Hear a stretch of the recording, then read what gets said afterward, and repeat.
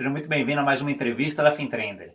E hoje eu tenho aqui comigo a Tâmara Talarico, que é líder de Blockchain Digital Assets da UI Brasil.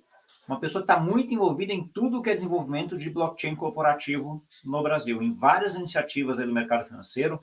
Tem uma solução aí que está entre as 3 soluções dentro do Drex para ver privacidade, ou seja, ela está dentro de tudo, está sabendo tudo o que está acontecendo, e a ideia aqui foi escutá-la e entender qual é a visão dela, como é que ela acha que a gente está indo, como é que vai ser o futuro do mercado financeiro brasileiro, como é que está a discussão da Starlight, que é a solução deles para a privacidade dentro do Drex, até onde que a UI pode ajudar as corporações nesse caminho. Uma conversa muito legal com quem está lá dentro, está fazendo, está ajudando o Brasil a construir essa rede aí de blockchain do mercado financeiro, que é o Drex.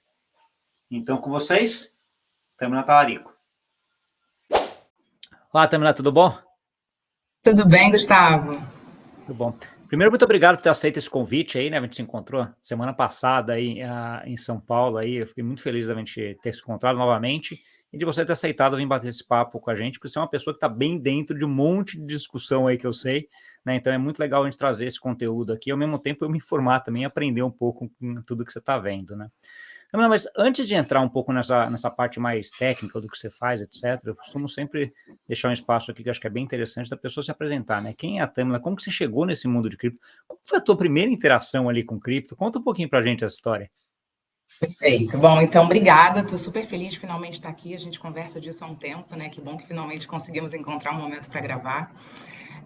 Então, meu primeiro contato com cripto foi, eu acho que o mesmo da maioria das pessoas, né? Foi por meio de Bitcoin. Então, ali numa época que ainda estava muito, muito recente, né?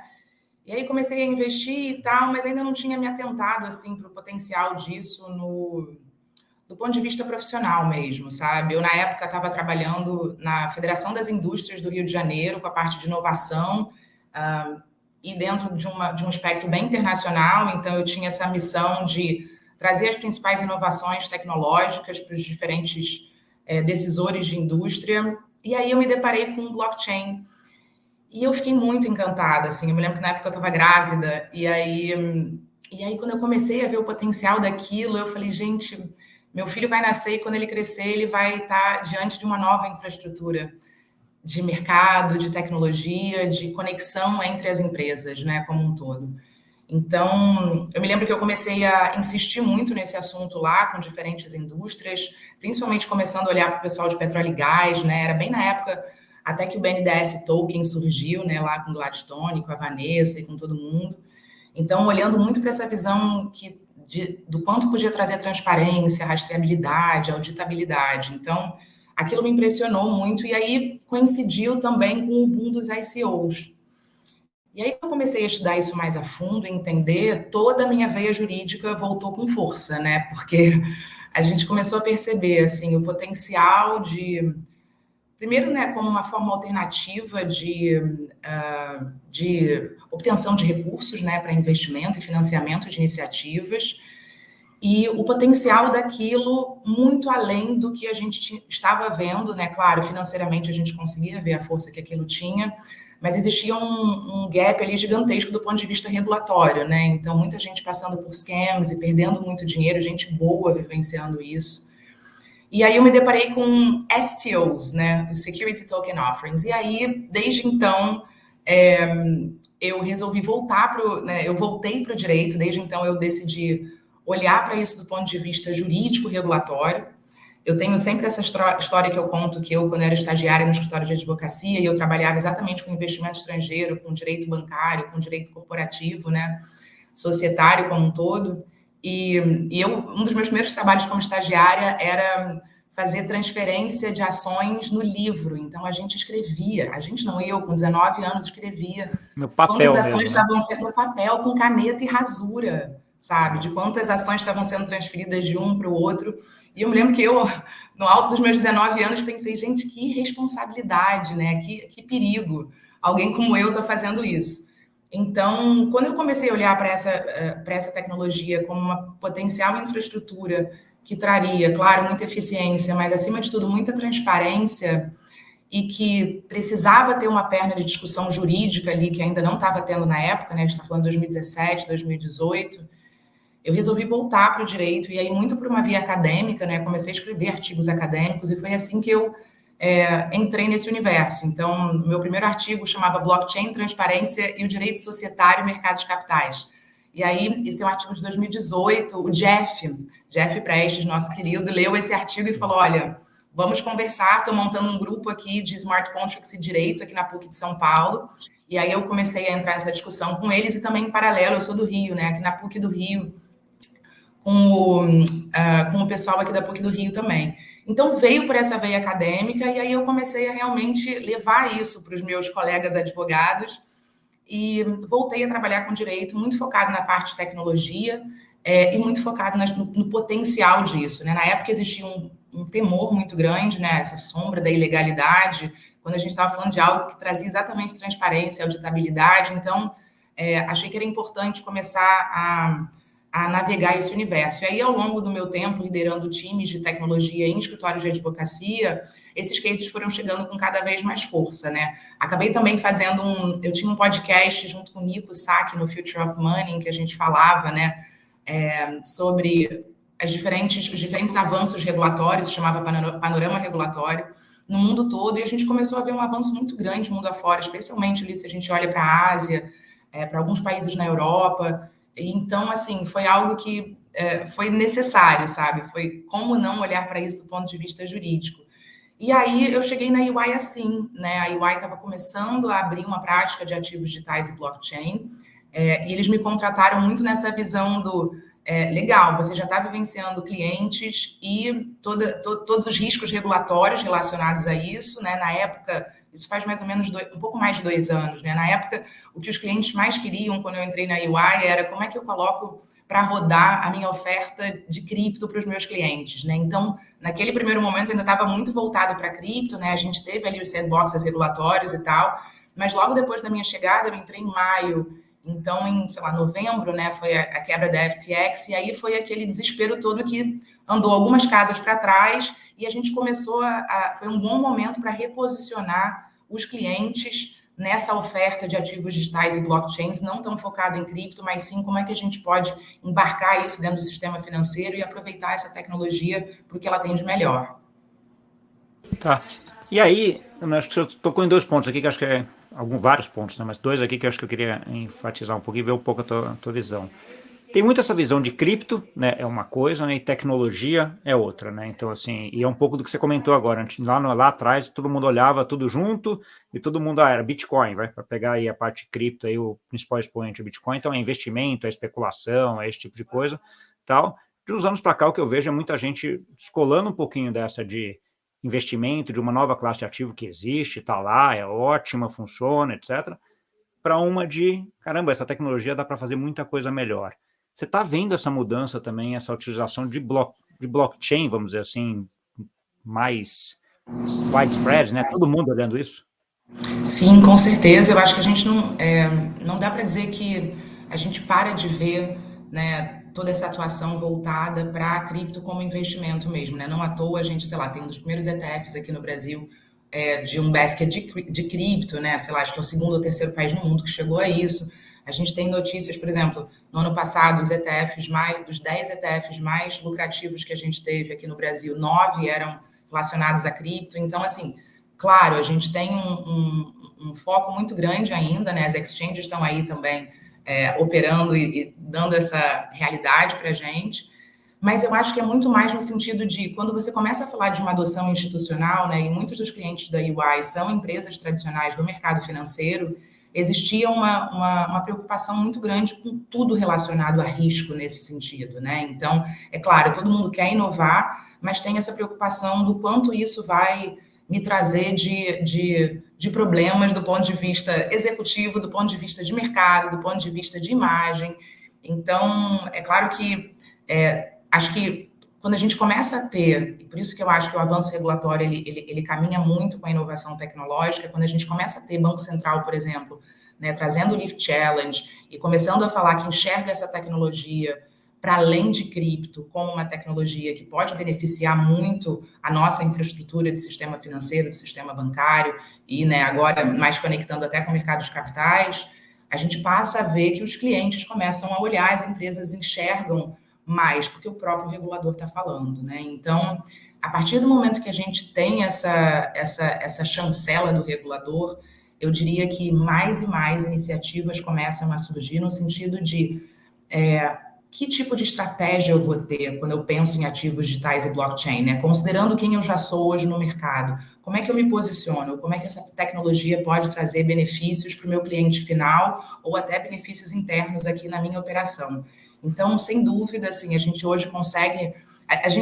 eu diria que a gente está passando por uma onda, né? A gente tinha lá esse foco muito grande em cripto, a gente a gente já está vivendo esse momento de todo mundo entender que a tecnologia por trás de cripto ela é muito benéfica em diversas formas para o mercado como um todo, e eu espero que a gente chegue no momento em que a gente pare de falar da tecnologia e a gente fale da usabilidade, né, dos casos de uso que vão começar a rodar em cima dessa tecnologia. É aí que a gente quer chegar, mas esse momento de começar a entender essa tecnologia como crucial e uma infraestrutura importante e segura para um mercado como o mercado financeiro, como o mercado de capitais, ela é importantíssima para chegar na ponta, que é como é que o cliente final vai começar. Cliente final, lato sensu, né? Porque não na rodinha que a gente vive, não no universo que a gente conhece.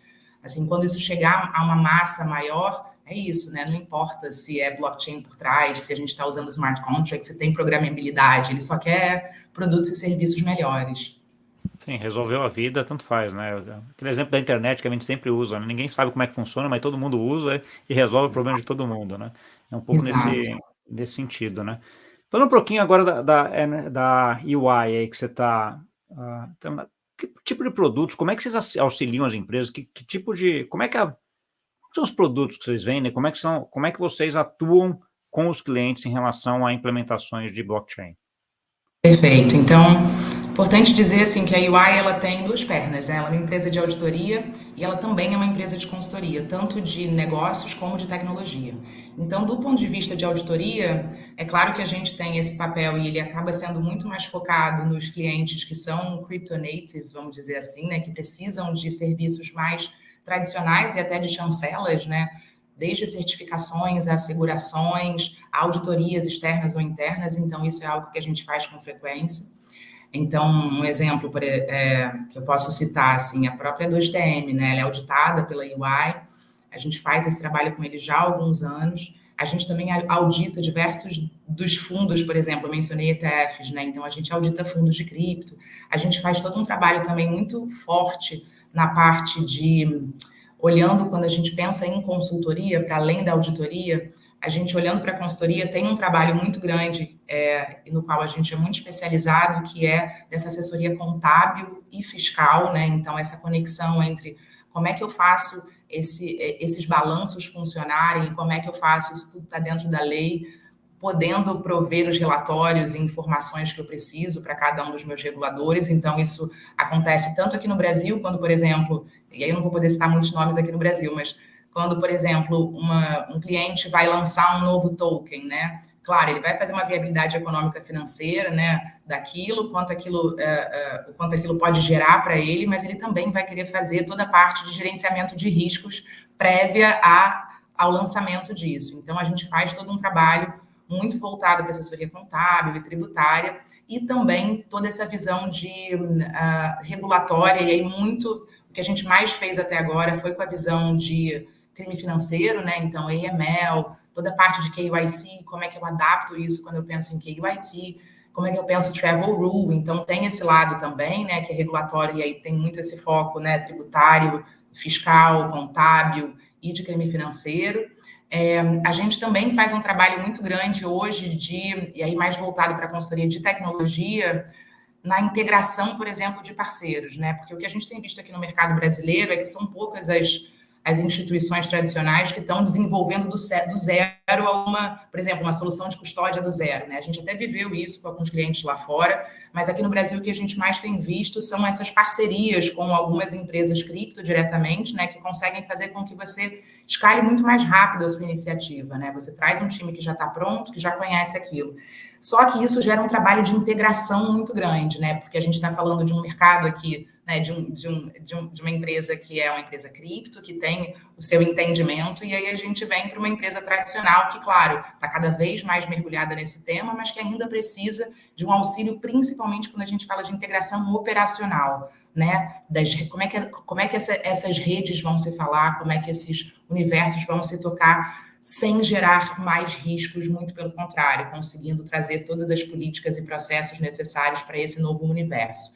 Então, tem muito essa parte de integração operacional. Então, eu posso falar, porque a gente tem um relatório publicado, a gente costuma fazer um trabalho muito grande com a Fireblocks, né? A Fireblocks está super forte no mercado brasileiro, hoje já também. Então, por exemplo, a gente lançou um paper junto com a Fireblocks, a partir de experiências prévias que a gente teve com eles, de integração das soluções de custódia dele, né? Custódia é um tema muito forte, porque qualquer empresa hoje que está tocando e olhando para a tokenização ou que está conectada com Drex tem que pensar em custódia. Então, a gente tem esse trabalho muito de integração de parceiros tecnológicos. Então, isso é uma grande força também para o que a gente faz. E, claro, aqui eu estou falando mais de serviços, né? Eu acho que um outro que eu destacaria, que a gente fez muito ao longo do último ano, é de educação, porque, como a gente bem sabe, esse é um mercado que ainda é muito complexo para quem não está completamente mergulhado nele, né? E as iniciativas escalaram muito rápido dentro das organizações. E é claro que você não vai conseguir contratar um monte de gente de fora, até porque, né, nem tem gente disponível no mercado assim. Então, você precisa capacitar internamente as suas pessoas.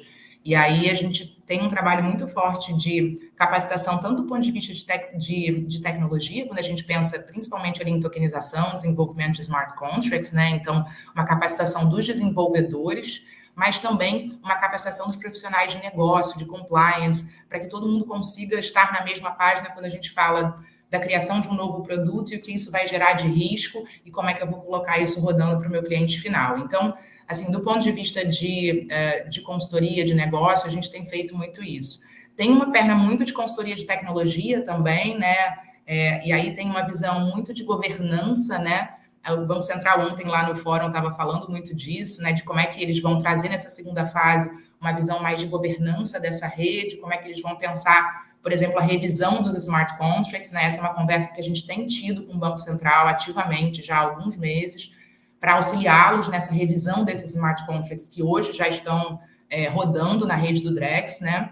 E que, como eles bem disseram, daqui para frente, né, com a possibilidade dos participantes trazerem novos casos de uso e desenvolverem os seus próprios smart contracts, vai ser necessário se criar um processo, né, para que antes de qualquer smart contract seja deployado aí na rede, ele precisa passar por uma revisão. Então, esse é um trabalho que a gente faz com muito afinco e que a gente tem visto um crescimento na demanda lá fora e aqui no Brasil, que eu fico super feliz, porque a gente tem um time muito bom focado nisso. E aí é bom lembrar, assim, que eu faço parte de um time global, né? A UI tem como líder global o Paul Brody, que é uma pessoa muito conhecida nesse mercado, e a gente tem tanto essa perna dos profissionais de consultoria, né, da prática de ativos digitais, como a gente também tem uma perna muito forte em pesquisa e desenvolvimento em blockchain, né? Então, lá atrás, quando o Paul colocou como guideline geral o investimento realmente em soluções que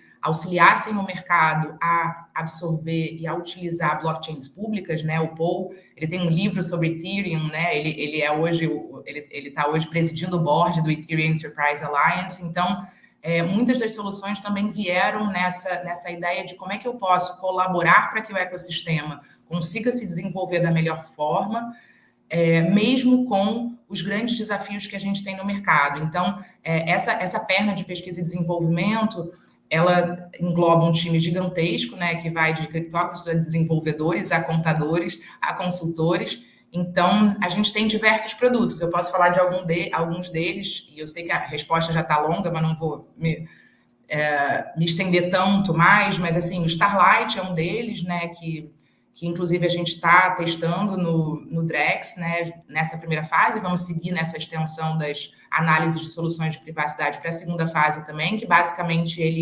ele auxilia a gente a gerar privacidade dentro da própria rede do Drex por meio dos smart contracts, né? Então, usando a tecnologia ZKP, né, que é a prova de conhecimento zero.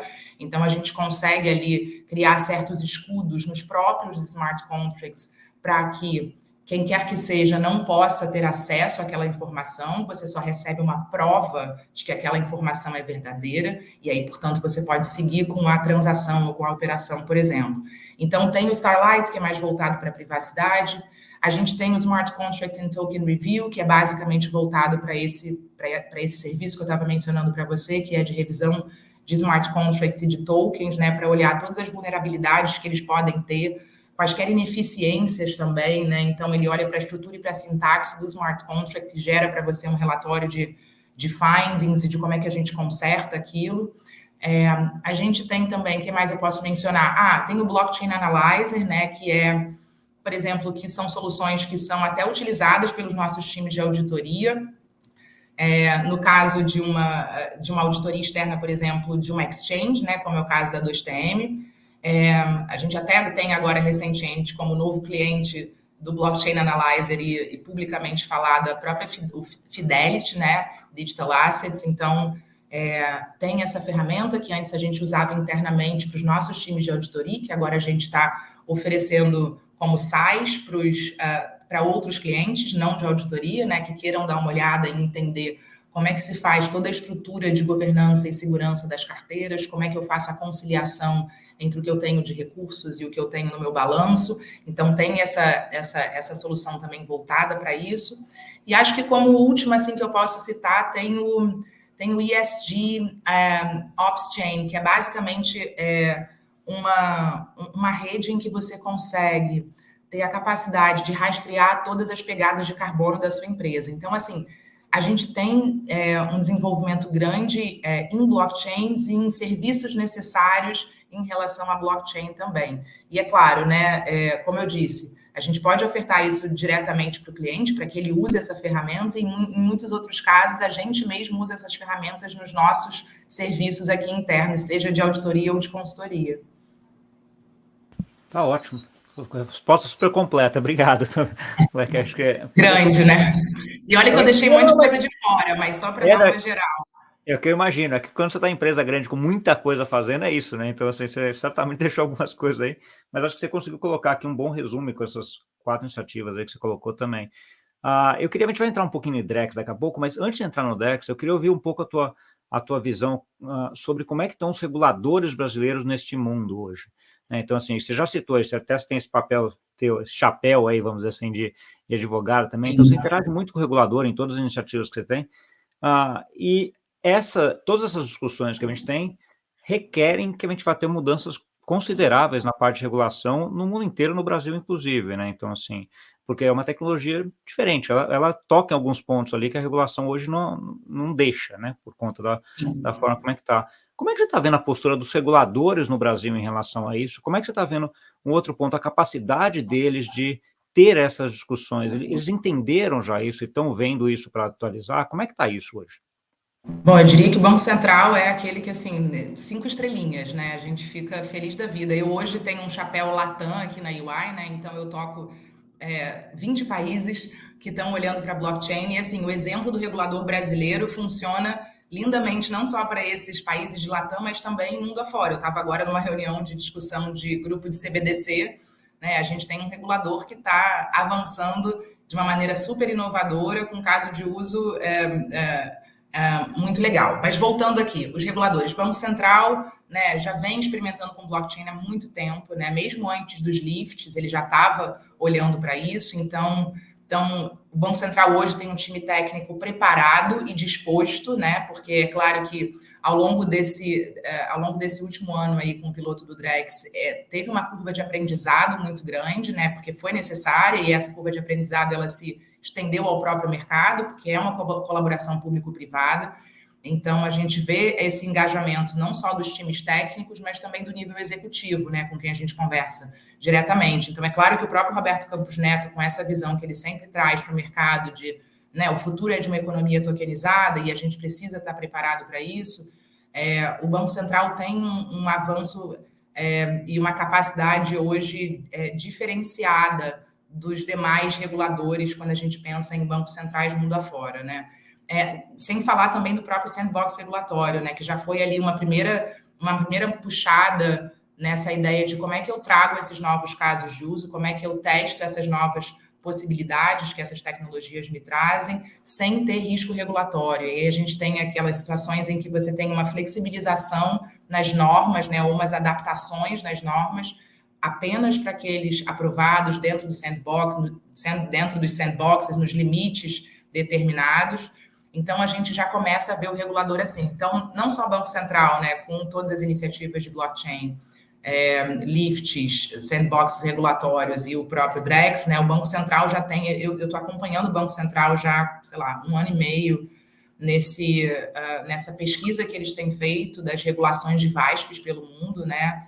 Eles têm um cuidado muito grande, todo o pessoal do departamento de normas lá, de entender o que está acontecendo no mundo afora para poder trazer aqui para o Brasil o que a gente tem de melhor. Então, dentro do Banco Central tem diferentes iniciativas, diferentes times trabalhando nisso. Então, é um regulador muito maduro hoje e muito voltado para o fomento à inovação com cuidado e com segurança, né? Então, Banco Central, isso. CVM também, assim, minhas conversas com a CVM começaram quase quando eu comecei a olhar para STOs, como eu te falei, lá desde 2018. Então, né, desde o momento em que o CVM começa a trazer aquela informação de, olha, cuidado com os ICOs, eles podem não ser seguros, a gente passa a ter uma discussão muito grande, né, dentro desses órgãos. E, claro, o sandbox ajuda muito, porque aí vamos lá, vamos pegar aqui no detalhe da norma, o que a gente não pode cumprir, ou o que hoje essa tecnologia consegue cumprir, que a gente tem aqui uma redundância de uma obrigação que talvez não seja mais necessária. Mas a própria CVM também é isso, ao longo desse tempo todo, ela tem sido muito proativa nesse mercado, né? E ela também a gente tem hoje, né, alguns laboratórios, desde o CRIA, né, a gente estava no evento do CRIA junto. Tem um laboratório de inovação financeira, do qual eu faço parte também, de tokenização, que está sempre olhando para o que tem de mais avançado em IOSCO, por exemplo, né, que é a CVM das CVMs lá fora. Então, assim, a discussão está cada vez maior. E aí, quando a gente ouve, por exemplo, ontem no fórum, o pessoal do Banco Central dizendo que vai começar a receber outros reguladores na rede, né, para que, por exemplo, uma instituição que é regulada pela CVM possa fazer parte, aí a gente tem realmente uma puxada do Banco Central dizendo, reguladores, vamos juntos, sabe? Não me deixa sozinho nessa. Então, acho que a própria CVM vai sair desse lugar de observador, né, e vai começar a ter uma atuação mais direta. Então, a CVM também, próprios ofícios circulares que a gente teve, então tem um avanço muito grande. E a Receita Federal é aquela que trouxe para a gente o marco regulatório cripto, né? A gente fala do marco legal, que é a lei, mas, assim, a primeira norma que a gente teve, o primeiro conceito, a primeira definição do que era um criptoativo, e era assim que eles chamavam, né, de 2019, né, a Instrução Normativa 1888. E ao longo desse tempo, desde 2019, a Receita Federal também tem feito adaptações e ajustes no que a gente fala em tributação, e mais recentemente com todas essas novidades. Então, eu diria que, assim, se a gente olhar para Bacen, CVM e Receita Federal, a gente tem uma tríade aí muito boa para conseguir avançar, e é só por isso, eu diria, que o mercado brasileiro está avançando tanto, e por isso que a gente tem tanta adoção institucional. Quando eu falo nos fóruns internacionais que eu tenho dentro da UI, que a gente tem quase 70 instituições que fazem parte do mercado financeiro dentro do piloto, é difícil você encontrar isso em outros países, entende? Sim. Tem outro regulador que a gente fala pouco, Tamara, que é a parte da SUSEP de seguros. Sim. Você tem algum contato com eles? Eles estão vendo alguma coisa também? Eles estão vendo, eles também participaram nos sandboxes regulatórios, né, eram 3, né, era um acordo ali de que os três reguladores iam fazer ao mesmo tempo. Até teve um case que passou num sandbox regulatório da SUSEP, que tinha uso de blockchain, mas era muito residual, assim. A gente tem, eu diria que o mercado de seguros não está tão avançado, isso é algo que eu sou eternamente provocada aqui dentro pelo pessoal de seguros, eles ficam, e aí, quando é que a gente vai ver? Mas, como qualquer tecnologia com efeito de rede, né, a gente precisa que tenha todo mundo entrando nessa jogada, né, todos os stakeholders desse mercado.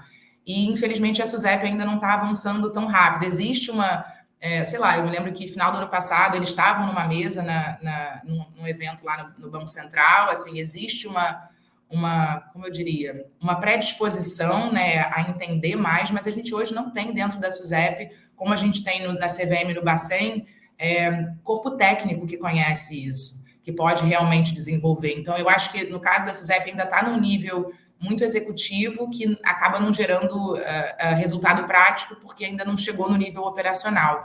Mas eu diria que talvez com essa chamada do Banco Central agora a gente consiga começar a trazer eles para dentro. Acho que essa é a provocação, né, feita pelo Banco Central. Ótimo, né? E o Banco Central acaba puxando todo mundo aí, como ele tem feito até de certa forma, né? Vamos lá, então, Banco Central, Drex. Você e a AI tem lá um papel bastante importante, né? Vocês são uma das 3 soluções aí que eles estão testando na parte de privacidade, que é o grande ponto dessa primeira fase do Drex aí, né? Testar o que a gente chama de componibilidade e privacidade, né? Como é que essas duas coisas ficam ali juntas? Conta um pouquinho para a gente da experiência, um pouco de como é que você está indo e como é que está isso daí, a Starlight lá dentro. Perfeito. Então, o Starlight ele é uma ferramenta, né, open source de domínio público. Então, ela está acessível para quem quiser olhar. Eu posso até depois passar o link para você botar aí na descrição aqui. Mas, assim, basicamente, quando a gente entendeu qual ia ser o foco da primeira fase do piloto, automaticamente a gente pensou, bom, vamos levar o Starlight. E foi interessante porque quando a gente levou o Starlight, a Clarissa falou, a gente já tinha pensado em procurar vocês sobre o Starlight. Então, o Banco Central fez esse trabalho muito, muito cuidadoso, assim, de procurar o que tinha de melhor no mercado e mais avançado em termos de privacidade, quando a gente fala desse, né, de componibilidade, de centralização, o trilema lá que eles sempre apresentam. E aí, qual é o grande desafio que a gente viveu e que as outras soluções de privacidade viveram também, né? No nosso caso, o Starlight é uma base em cima da qual a gente cria aplicações com privacidade. Então, quando a gente pensa no case específico do Drex, é isso, a gente pegou o que já tinha como base e a gente criou uma aplicação para permitir a transferência de real digital e o swap de real digital e título público federal tokenizado. Então, isso quer dizer que a gente tem um esforço de desenvolvimento, porque, como eu já falei antes, né, a privacidade, quando a gente fala do Starlight, ela não está no nível, no nível da rede, ela está no nível do código, né, de smart contract mesmo. Então, é aí que a gente embute. Então, a gente tem um time grande de criptografia lá de fora e aqui no Brasil também, né, aqui no Brasil quem está liderando isso junto comigo é o Jeff, que é o nosso líder técnico. Mas, recentemente, a gente até trouxe o pessoal da Pods, então o Rob está trabalhando com a gente também, o que tem sido excelente. Porque qual é o grande... eu achei muito legal, a Clarissa colocou isso, né? A gente tem uma outra solução de ZKP sendo testada também, que é o Anonymous Ether, né? E qual é a grande diferença que a gente tem do Anonymous Ether, que é a mais parecida com a nossa?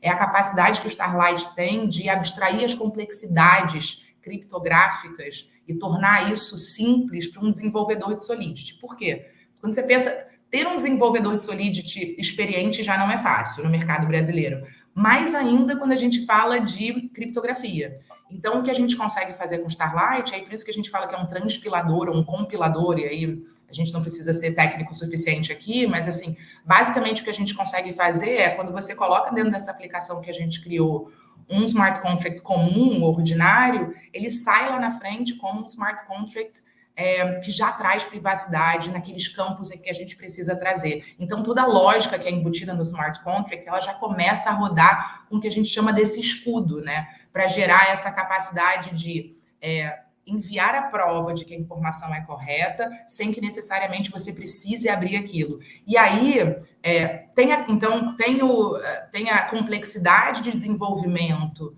olhando para o caso de uso específico do Banco Central, e, além disso, tem também a necessidade de se adequar a certos requisitos que o Banco Central, claro, como regulador, impõe, que não necessariamente são, eu diria...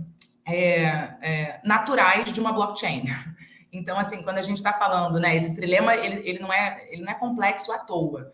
Então, e aí muitos se perguntam, né, mas teve atrasos? E eu achei muito boa a forma como a Clarissa colocou, né? Não é que a gente está tendo atrasos, a gente está tendo uma evolução que, para ser cuidadosa e segura, ela precisa ser no tempo em que a gente é capaz de desenvolver, de testar dentro de redes como o Drex, com diferentes participantes, de que ela esteja dentro dos parâmetros ali possíveis do que hoje a própria rede do Sistema Financeiro Nacional abarca. Então, a gente tem diversos desafios técnicos que são da própria tecnologia em si, né, e da aplicação dela a esses requisitos impostos pelo Banco Central, e também desafios do ponto de vista de como é que a gente coloca isso rodando na rede e diretamente para os participantes do piloto. Então, tem um trabalho que eu acho que, né, quem está de fora assistindo o fórum enxerga, que não só a gente desenvolve isso, como a gente valida com o Banco Central, como depois a gente leva e apresenta para os participantes, que começam a testar, cada qual com o seu nível de conhecimento, né?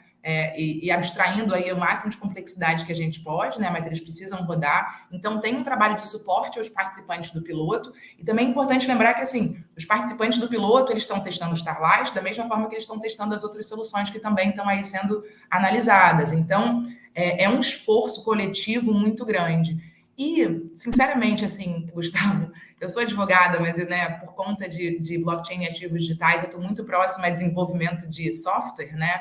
E a gente está vivenciando isso. E, cara, desenvolvimento de software leva tempo. Então, existe todo E quando a gente está falando de uma infraestrutura que é mantida pelo Banco Central em conjunto com os participantes do mercado, mesmo que a nível de teste, não de produção, todo cuidado é pouco. Então, eu acho que você citou um ponto interessante nesse desenvolvimento, que é esse feedback loop, que você tem que ter, né? Então, assim, para sair com uma solução no final que vai ser a solução melhor, que todo mundo vai achar melhor, né? Então, assim, eu acho que esse feedback loop em qualquer desenvolvimento é importante.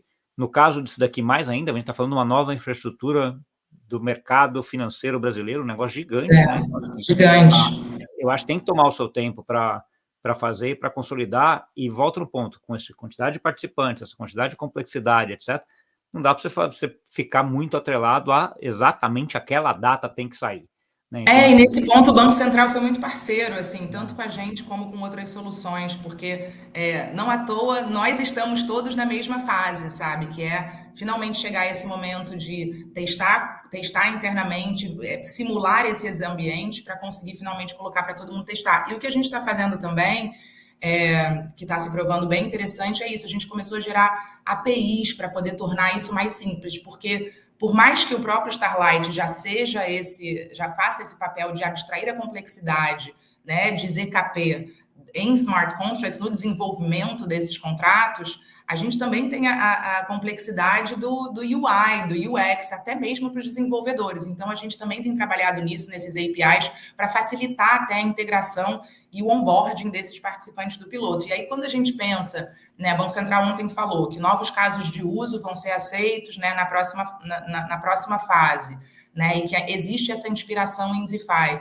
E aí a gente fica muito feliz, porque, assim, a partir do momento que a gente cria algo que é capaz de trazer essa privacidade no nível do código, a gente consegue auxiliar os participantes a criarem aplicações de DeFi, né? E aí, staking, farming, tanta coisa que a gente pode fazer com privacidade. Então, até pelo fato, assim, a gente hoje está, né, não só com o Jeff, mas com o time de Apods, o Rob, que são super fortes em DeFi, a nossa visão também foi um pouco essa, né? A gente está olhando para a privacidade agora, é a primeira fase, mas a gente vem aí com novos casos de uso. Então, como é que a gente consegue auxiliar os participantes a desenvolverem esses novos modelos de negócios, desenvolverem esses smart contracts que vão estar por trás disso, com privacidade, embutindo o que a gente já tem de solução. Então, a nossa ideia aqui é um pouco essa, é abstrair a complexidade, facilitar para o desenvolvedor e também para a equipe de negócio que vai agora, em conjunto com a equipe de tecnologia, desenvolver esses novos casos de uso e colocar eles rodando com privacidade. Então, assim, é uma equação grande que envolve muita gente e que demanda um esforço enorme, né? Sim, e aí precisa do tempo necessário para isso. Então, tem uma discussão que eu sempre tenho aqui, que é a discussão sobre ZK, né, Zero Knowledge, né, que é uma coisa que está tomando aí o mundo cripto como sendo a solução para a privacidade, né? Você tem, acho que, duas grandes palavrinhas que o pessoal sempre fala aqui. Um é Account Abstraction, para cuidar de UX, vai resolver toda a parte de UX, e a parte de Zero Knowledge, aí, resolvendo toda essa parte de privacidade do mundo cripto. A solução de vocês usa um pouco dessa tecnologia. Uma das discussões que eu vejo muito é aquela, essa tecnologia é uma tecnologia que está começando, ela é muito recente ainda, né? Então, assim, ainda pode ter alguma coisa. Como é que vocês veem isso daí dentro desse escopo.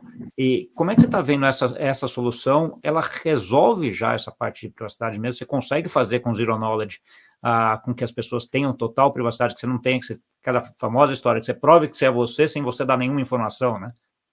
Sim, pois é. E aí é difícil também, porque como a gente está fazendo quase uma mágica, né? Eu acho que quando as pessoas começam a olhar para a ZKP, existe essa preocupação do, tá bom, então como é que eu vou saber que uma informação é verdadeira sem ter acesso à informação? Eu vou confiar na prova de que aquilo é verdadeiro, né? Então tem esse cuidado e até esse receio, né? De que isso está certo mesmo, isso funciona.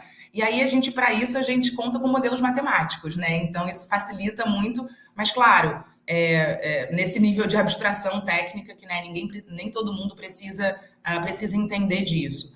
É uma tecnologia que está em franco desenvolvimento, né? E a sua aplicação ao que a gente tem falado aqui, ela é muito forte, ela consegue mesmo trazer essa privacidade. E é até bom deixar claro, assim, muita gente fala, essa privacidade ela é para respeitar as leis de proteção de dados e também sigilo bancário, mas ela também traz o que a gente chama de confidencialidade quando a gente pensa numa rede em que tem diversos concorrentes de uma mesma indústria e mercado que não necessariamente querem que o seu concorrente ou até mesmo o seu parceiro em uma iniciativa, mas não nessa, acompanhe o volume de transações que você está fazendo, com quem você está transacionando. Então ainda tem essa camada também que é um cuidado com as questões de concorrência ali dentro da rede, de quem faz parte e de quem faz parte dela. Então, esse é um ponto importante para trazer.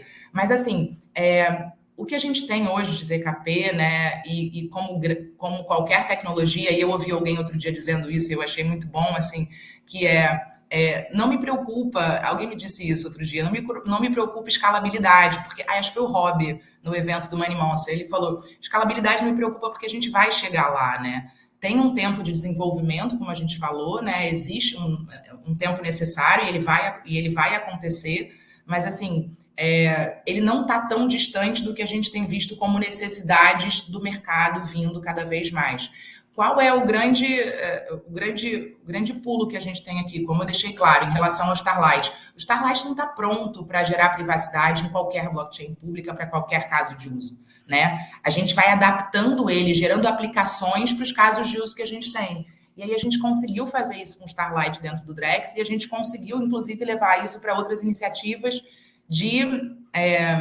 até conectadas com o BIS, Innovation Hub, por exemplo. Então, a partir do momento que a gente já cria, agora com o que a gente já fez aqui dentro do Drex, a gente consegue resolver outros problemas similares por aí. Mas quando a gente começa a ter outros casos de uso e outros requisitos impostos por diferentes reguladores, novas aplicações têm que ser geradas considerando os limites ali impostos. E aí tem um tempo de desenvolvimento, mas a gente chega lá. Então, assim, a evolução ela é grande, ela é rápida, né? E quanto mais gente a gente tem olhando para isso, e quanto mais isso se torna uma questão no mercado, como é no caso do mercado brasileiro, mais rápido ainda isso vai andar. Então, assim, eu não tenho dúvidas de que a gente está falando aqui realmente de uma velocidade exponencial no desenvolvimento dessa tecnologia, porque ela já está sendo aplicada e ela já está rodando. Então, é só agora, onde mais a gente consegue aplicar isso, sabe? É muito mais nesse sentido do que, mas será que vai se desenvolver a tempo? Vai, já está. É só uma questão de dedicação e esforço, entendeu?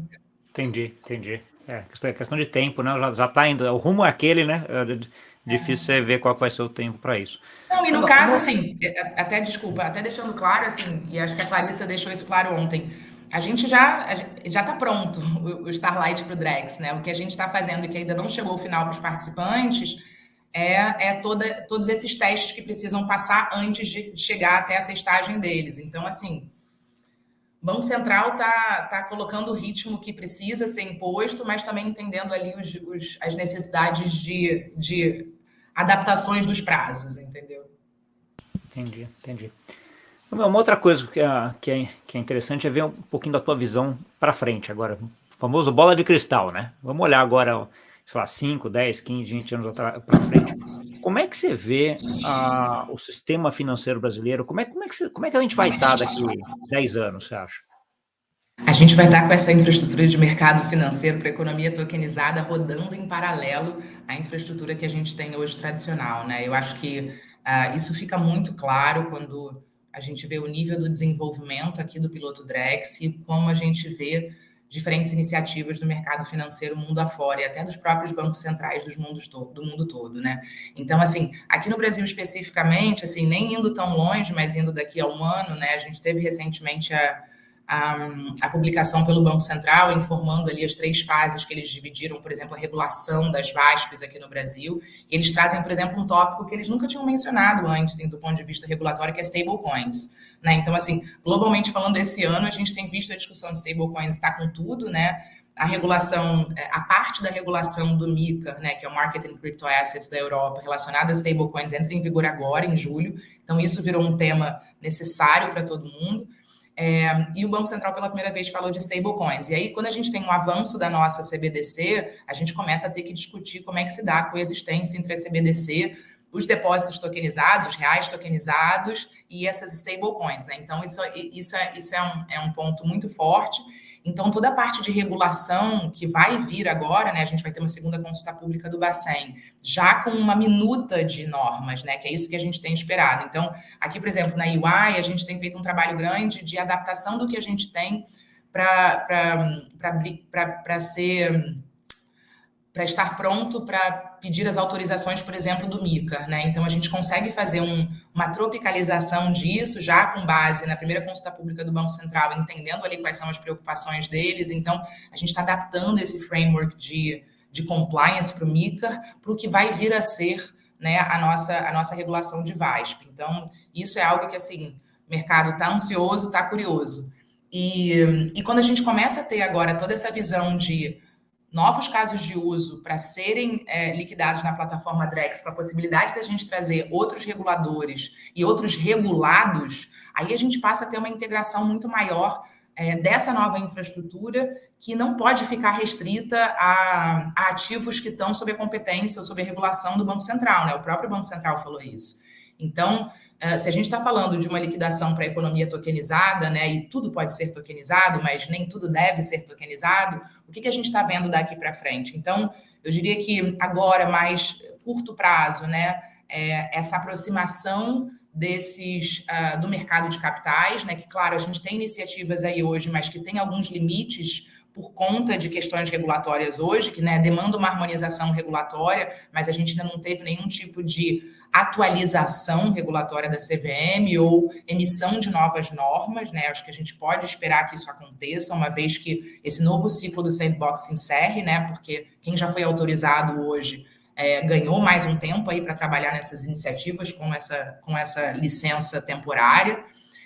Então, eu diria que, assim, hoje aqui no Brasil a gente está olhando muito para isso, né? Para a regulação que está por vir, então essa é uma necessidade do mercado, porque pensa, né? A visão do que é uma VASP é muito ampla, né? E aí, o que eu vou ser dentro disso? Como é que fica alguém que hoje se denomina como Crypto as a Service, né? Eu vou ter autorizações diferentes para cada tipo de VASP? E aí isso vai estar relacionado à natureza do serviço que eu presto ou ao volume de receita que eu tenho ou de transações que eu faço em nome do meu cliente? Então, assim, discussão regulatória com tudo vindo aí. Fico muito animada e feliz, porque isso gera evolução do mercado, isso gera cada vez mais adoção.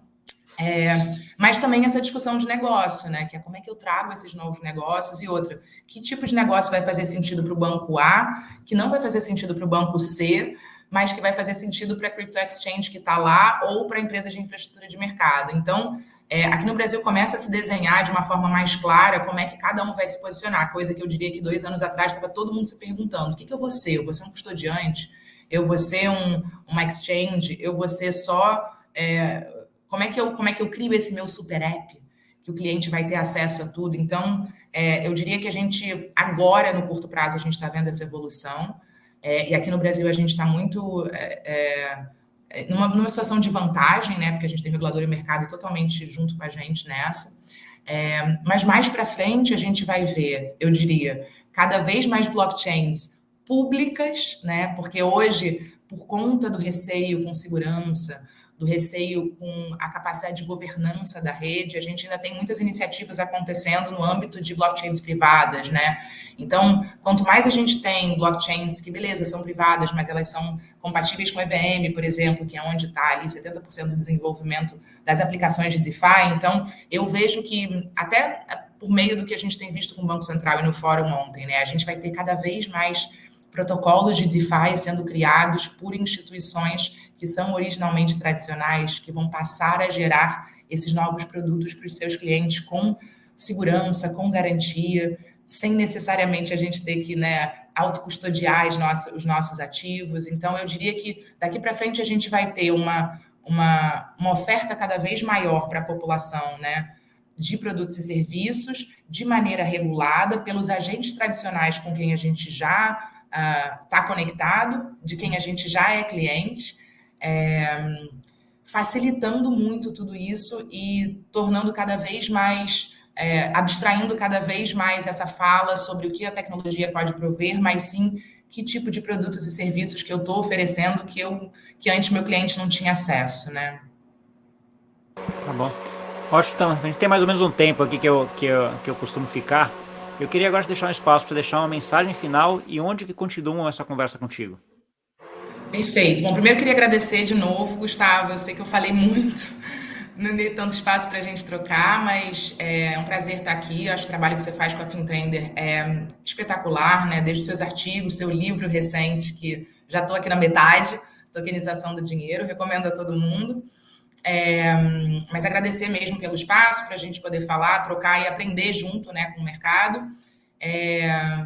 Para me achar, LinkedIn, Tamila Talarico, está aí escrito o meu nome, que ele não é simples, mas... E por lá eu vou publicando as novidades, a gente vai aqui na UI, em breve a gente vai lançar um paper da experiência do Starlight no Drex, né, tanto do ponto de vista de negócio, como do ponto de vista bem técnico, para que todo mundo possa ter acesso.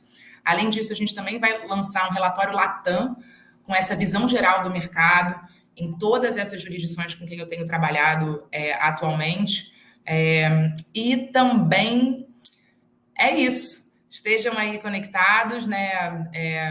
Pelo meu LinkedIn eu vou cada vez mais falar de regulação, então quem tiver interesse nesse tema pode procurar por lá.